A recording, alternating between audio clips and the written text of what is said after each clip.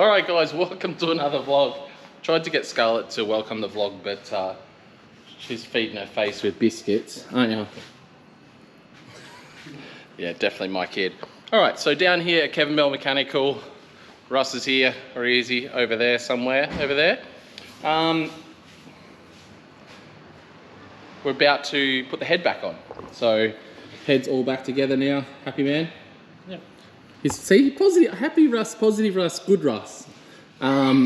Just put brand new head gasket back on the engine. Golby's got it in nice and quick after some encouragement. And it's funny, we're here at Kevin Bell and Boston's yelling out from the toilet for some toilet paper. But anyway, we're getting ready. We're about to drop the head back on the motor to be able to get this JZX90 finally back on the road. I'm pumped that we'll have it back and, you know, it'll be like it never happened. And if we want to, we can run some more boost. So, you know, he gave us lemons, we're gonna make lemonade. All right, cameraman Scarly, or camera girl, you film. We're gonna put this engine in. I film. Or engine, we're putting the head on.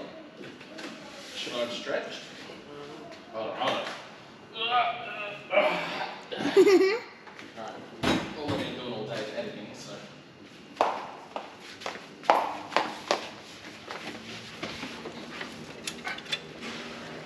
Back a bit more. Back a touch more. I'm caught on things. It's down. I'm caught on things here.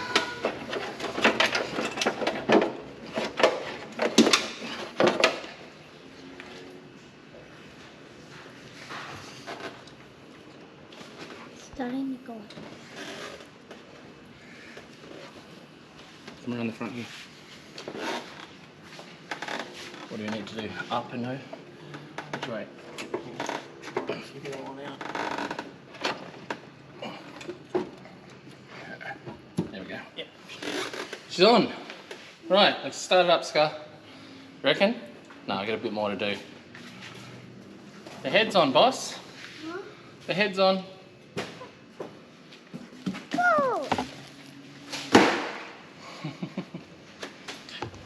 Thank you, camera girl. Yeah. ARP tings. They're definitely the right ones? I hope so. Well, they say super on them, so that's basically a super, right? I got a super outside. Yeah. Well. So, ARP head studs going on, genuine Toyota head gasket, because that's the best head gasket for J's in my opinion. What else? Cams and all things like that need to go back in. Definitely didn't expect this engine to be pulled apart, but I guess it's, you know, we're making positives of it and making things happen. And I don't even know what to say. It's confronting looking engines this far pulled apart. I don't like it. I'm an unopened engine kind of guy. You know what I mean? Like. Yeah, but look at the engine, the last engine I opened up for you. Which one was meant that? to be a 10-lap engine. That was mint. Yeah. We never should have taken that out, like you said. So we were at an event and we blew, the head gasket blew. I think it was blown when I actually bought my A86 initially. It was an SR20. And we took it to World Time Attack, huge Australian competition. In practice, it starts spraying water all over the windscreen. I'm a bit like, ugh, not ideal. Did we qualify or? Yes, we qualified. Yeah, so we'd already done qualifying, we're into the battles, well, we're coming up 4 battles, realising that the head's lifted. We run around, we end up getting a head gasket and some other bits and pieces, and Russ and the boys are just madmen. I'm like, let's get on the beers. The boys are like, no, we're fixing it. And I'm like, to the point where I was throwing stuff down the ball.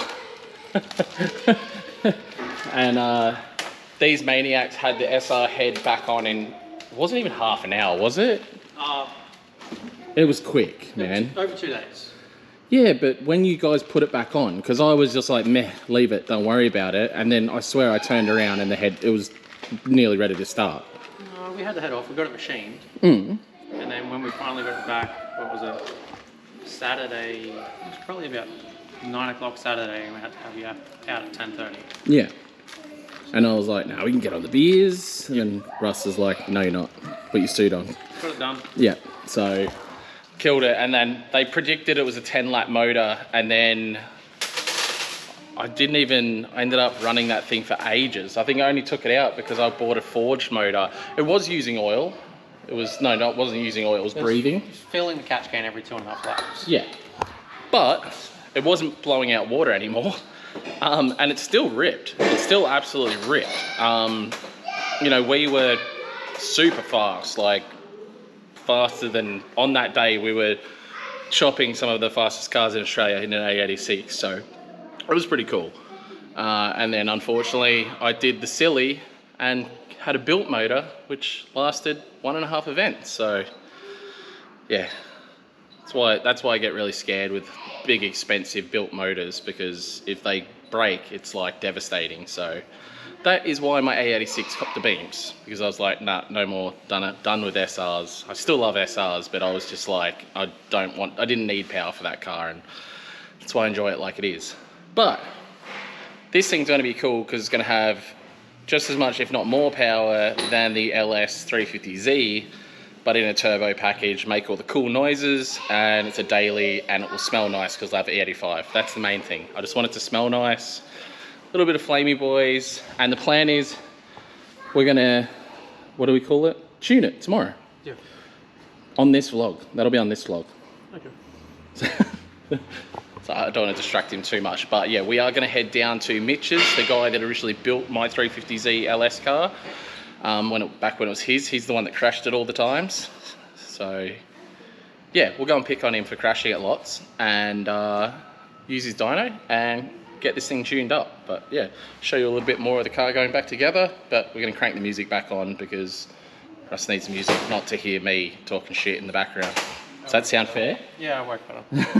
Alright guys, so while I've got you here, I have been sent out a product that they emailed me, and honestly it sounded interesting. It's a jump starter, Volcano jump starter 2000, but what intrigued me is this thing is like pretty mental. It can start up to a 10-litre motor, a 10-litre petrol motor, or an 8-litre diesel motor, which is like, that's pretty serious jump starting power. So it's literally 2000 amp lithium. So we'll do a little unboxing with this before we get into the vlog further. I just want to show you guys and check it out for myself, honestly, because we've been having a few issues down at the track lately with flat batteries, and it's been a little bit frustrating to say the least. So yeah, let's check this out.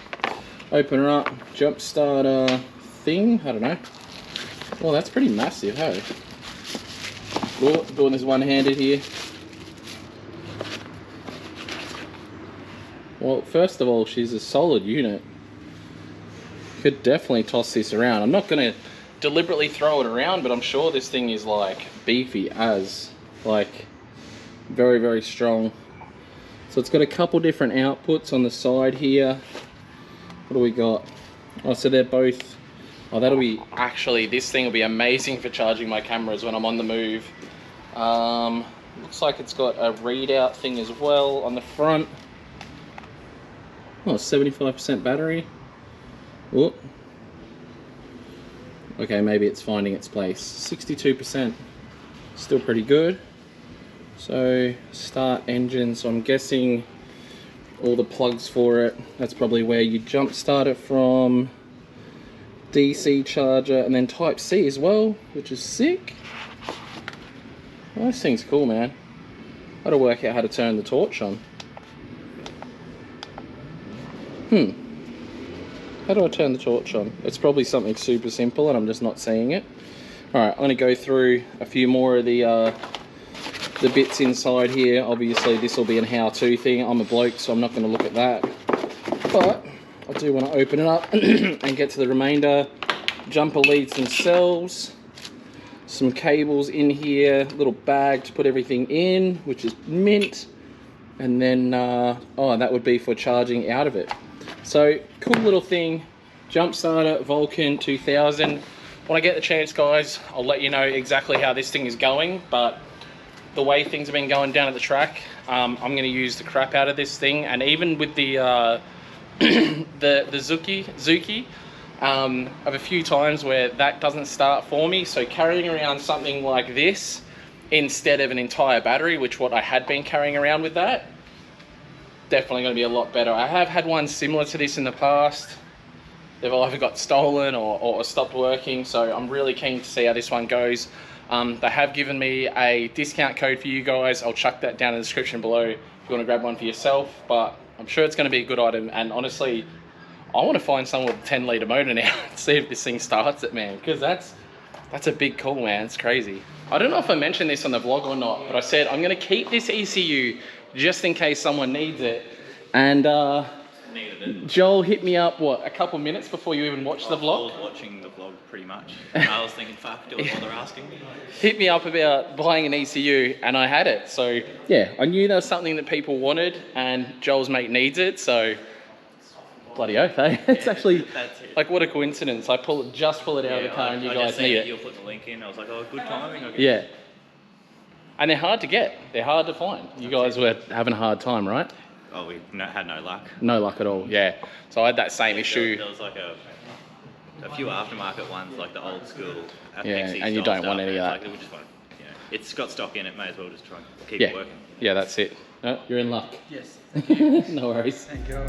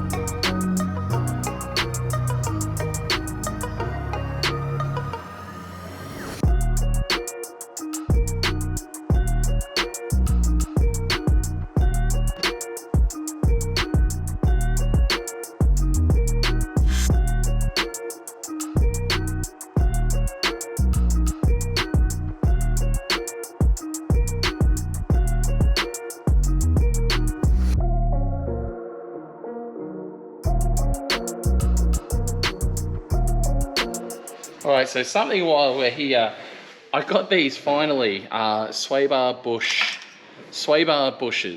The weird thing is I was looking and couldn't find these things anywhere. And I finally went online and found out they're actually exactly the same as an IS200, or so I've been led to believe. So I'll find out in a sec when we go back up.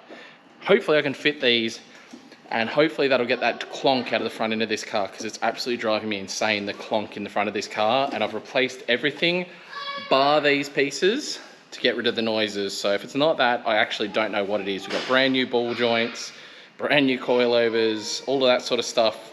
Anything that can bang has been replaced other than these. So hopefully this stops the bangs.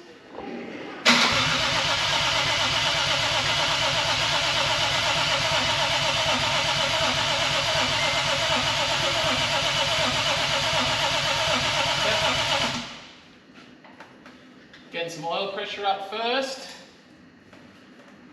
And go for it. Yeah.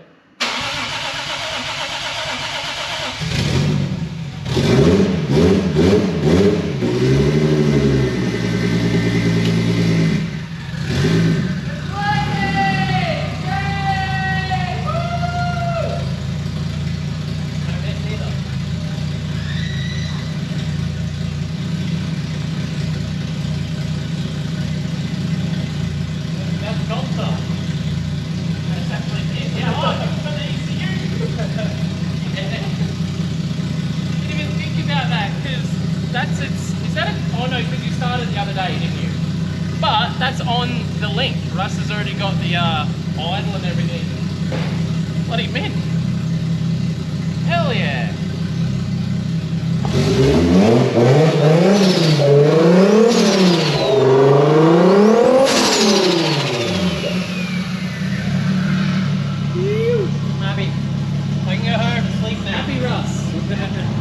Alright, on to day 2 of this video.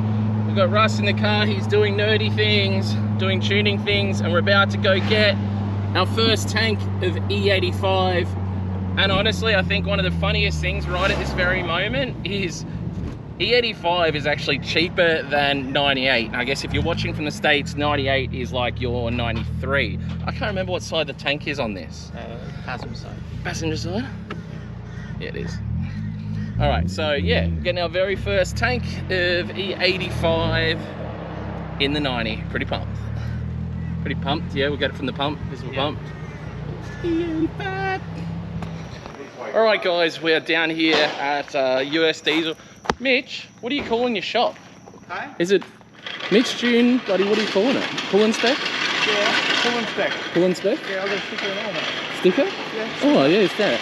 So, room? engine building room stuff. Wait, before, everybody wants to see this thing.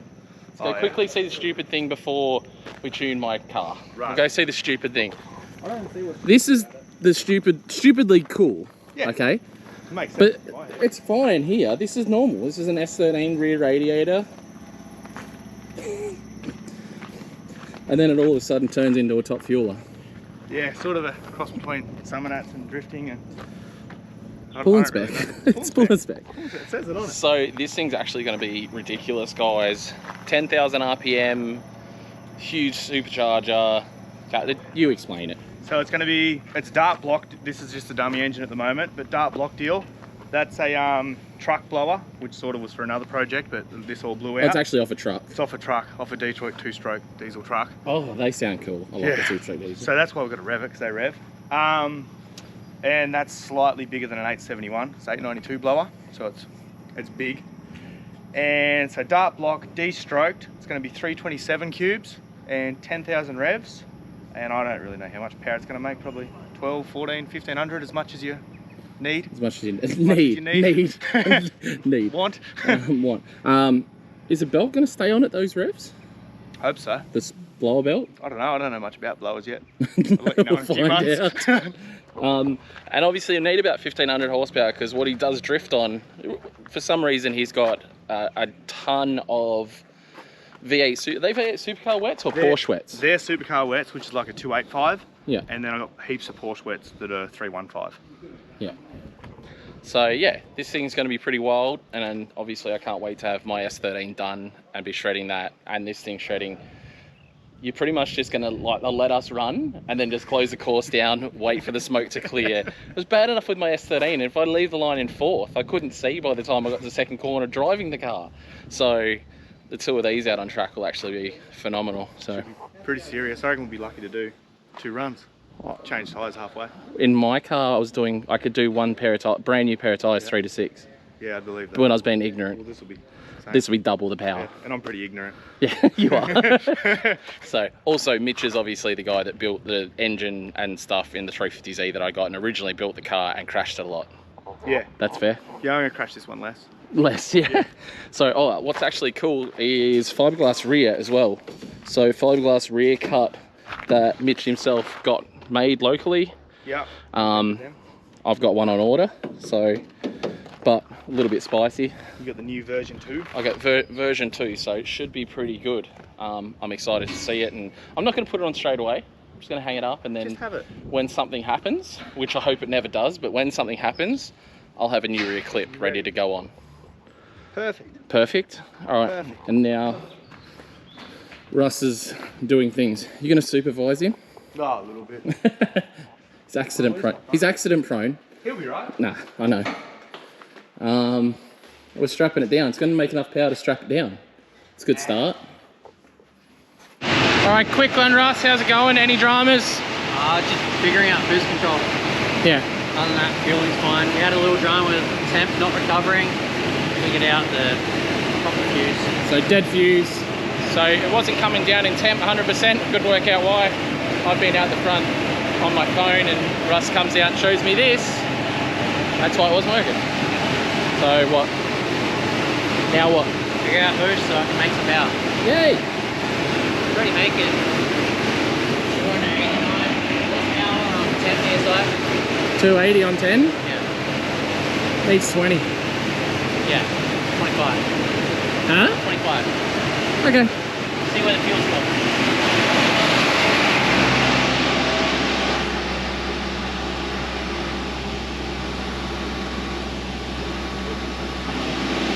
It's getting more revs. Getting more revs. Yeah, it's hitting the rev limiter. What is it hitting limiter at? 72? 71. 71? Where is it going now? 75. Oh.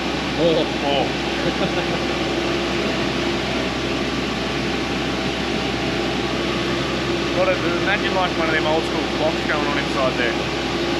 It's probably digital actually in his head. There's one of those birds doing the drink. Yeah, that's his nose on the timing and RPM button. So Ross, other than talk to you, I'm the best vlogger there is because I didn't actually film any dyno runs. Really? No, I didn't. But we're happy. Yeah. What it make? 448. 448 without it getting heat soak. Yeah. And then once it heat soaked, obviously it pulls a bit of power out. But a bit bigger. We'll round it off to 450 wheel. And that's literally what we're expecting, wouldn't it? Pretty much. Yeah. On Give or take. 22 pound as well. 22? Yeah. And we got plenty of fuel system on that. Ooh, baby. So let's get her out on the road and have some fun. So, to be fair, there's only so much fun we can have. It's still a single peg of diff, so don't expect any cool skids from this yet, guys. All right, first drive with some Hurst Perros. Get out of the shop. Didn't even use half a tank tuning it, so that's a good thing because that means we're on the dyno for quite some time as well. So it means it's reasonably good on fuel, I guess. Hopefully. It is a big tank though in this thing. So you're doing adjustments on the fly, are you? Yeah. A little bit of load difference between road and... Yeah.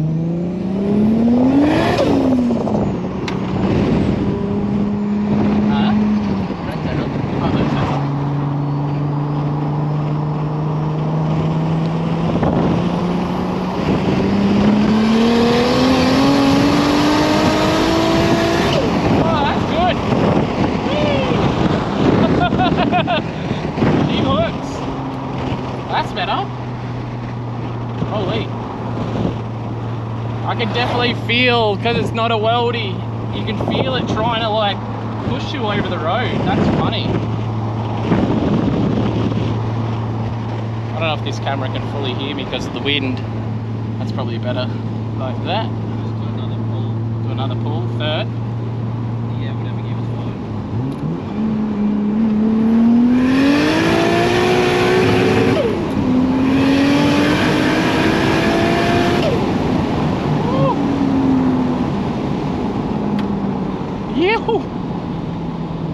Russ is smiling. Definitely skatey in second, 265s on the road, so that's good. These are naturally a pretty grippy car, so not bad.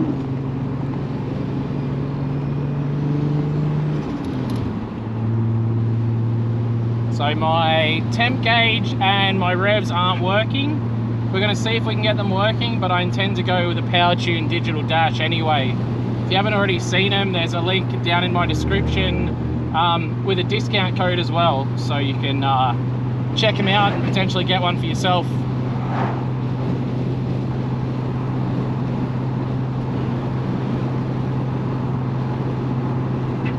So now I have engine sorted out on this thing. It's probably about time I get a proper alignment and get it driving straight basically, and do the diff. So Russ is just changing a boost reference for the rising rate fuel pressure reg to try and get it to I don't know, to do different things with the fuel, he said. I don't 100% understand it, but something on the lines of the fuel rate isn't coming up as much as it should. But if what he thinks is happening, that means we kind of have to retune it again. But yeah, at least we know it works. And this car has an O2 sensor, so we can road tune it, so see what happens. What do you reckon? Seems fine.